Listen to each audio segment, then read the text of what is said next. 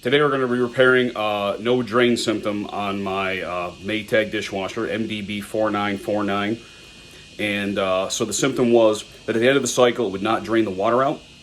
I just left a nasty mess in the bottom of the machine. And I learned that if I came back to the machine later, after the whole machine had cooled and I pressed the drain button, it would actually drain out the rest of the water. But it would not do that if I hit the drain button right after the cycle. So this was telling me that the drain pump was overheating. This machine's from about 2015, so it's about seven plus years old now. So order the new part, put the new pump in. I'll show you how.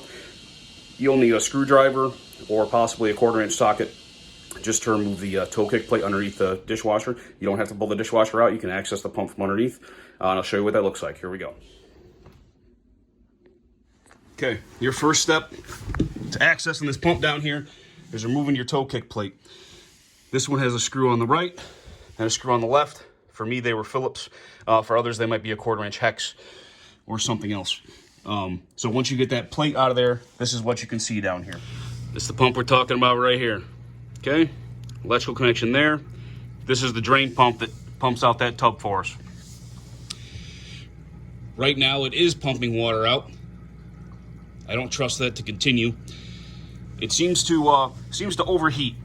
And once it gets warmed up, it will not pump anything out. But if it'll pump this out for me right now, it'll make it a lot easier for me to do the repair because I won't end up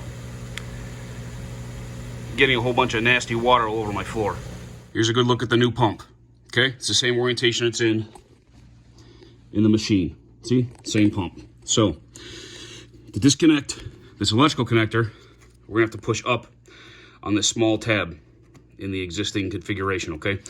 To do that, we're gonna use some combination of these flat blade screwdriver or some pick tools just to get that tab loose. I'll show you that in just a minute. Then, this pump is gonna twist out. But before you can do that, you have to be able to press down on this tab, okay?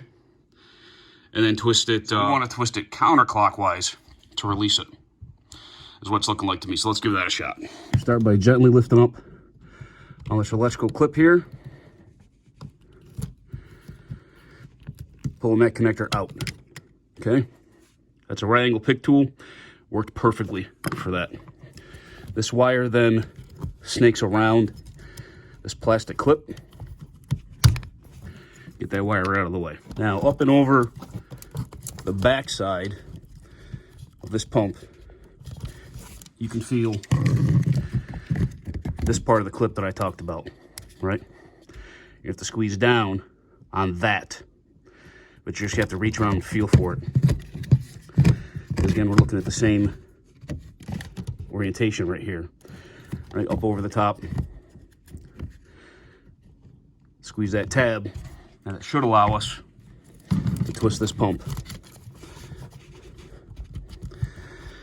A little bit of a tight fit, but as long as you got the new pump right there with you, you can feel what you need to feel. Okay, so if you can see my finger on the top there, I'm just behind that plug, a little bit to the left. It's squeezed down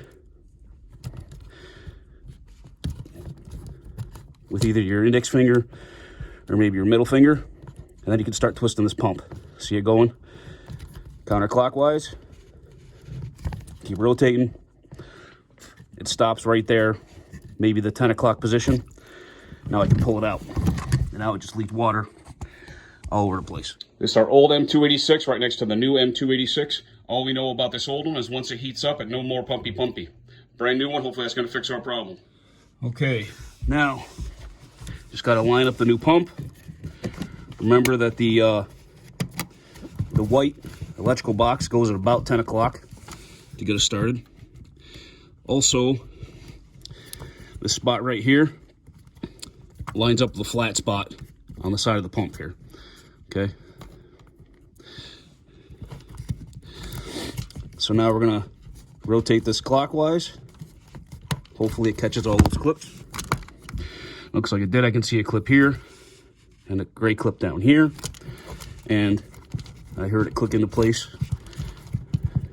Appears to be solid. Now we'll bring this wire back around.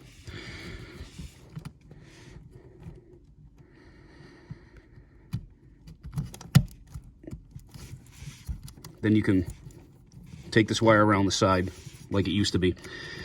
My new pump had the little tab broken off, so I'm just going to tuck the wire up above so it's out of the way of anything. And then we'll run a load, and hopefully that fixes our problem. Just ran another wash cycle.